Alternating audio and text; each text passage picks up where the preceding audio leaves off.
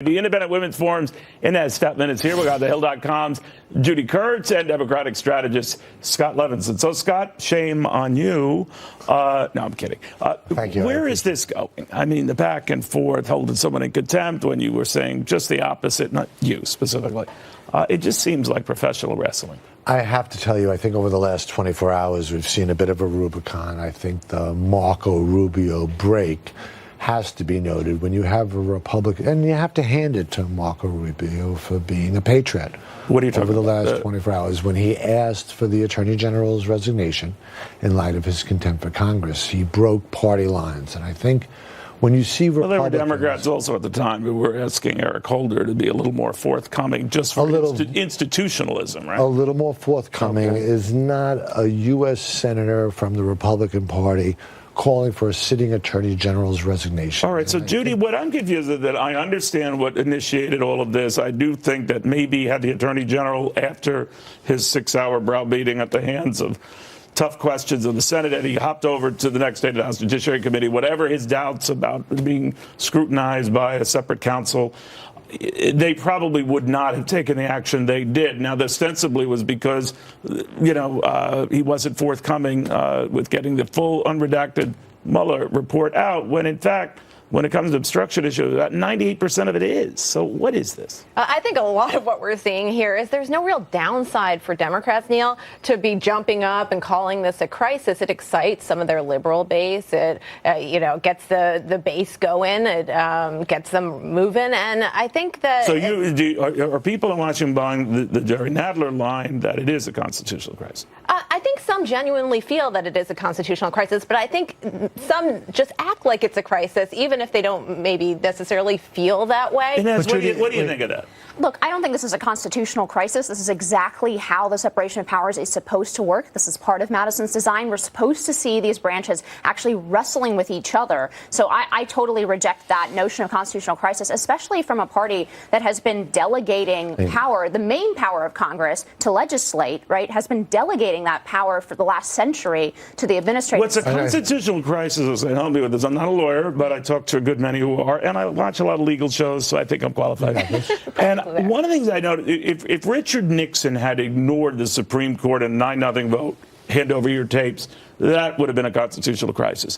It's when you ignore a court, and he did a lot of other things to create when the Attorney General is held in contempt. But if it's taken to a court, a judge or panel, whatever, and it gets maybe all the way up to the Supreme Court, you ignore that, then you've got some problems. Then you got a constitutional crisis. In other words, are they fanning the flames? I looked up the actual definition of crisis on the way here, and it certainly fits this intense defining moment. No, constitutional crisis is different. Again, we could sit here and... The definition I have is yelling fire in a crowded theater.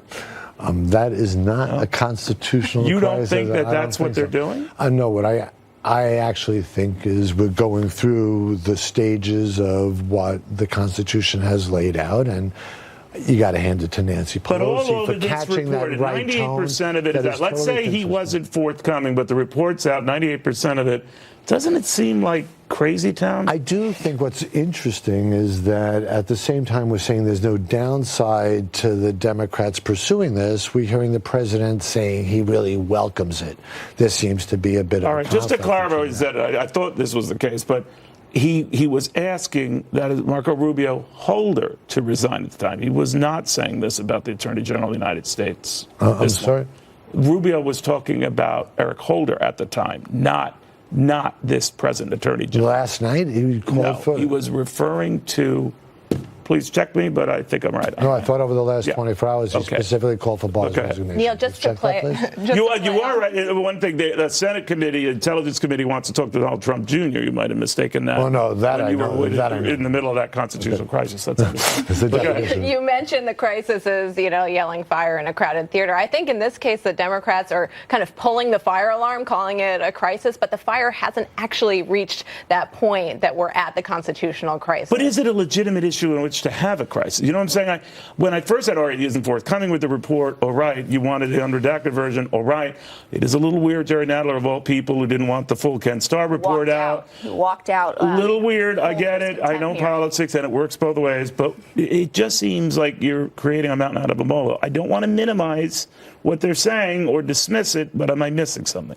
Look, this Attorney General has been very forthcoming with this material, actually. He did not have to release any of this. He could have just released a statement. He didn't have to release all these under the entire report. But he very completely misled. But he completely misled the American people, according to Bob Mueller. And that seems that in conjunction and you hold someone in contempt for that. That is in conjunction with the president's repeated attempts to derail this investigation seems to require the Congress to act at this point. But they're acting specifically, they say, because of the redactions in this case. The redactions in this case are extremely minimal and mostly required. What are we hiding? I don't understand. If Neil's right that 98% has come public already, what are we hiding?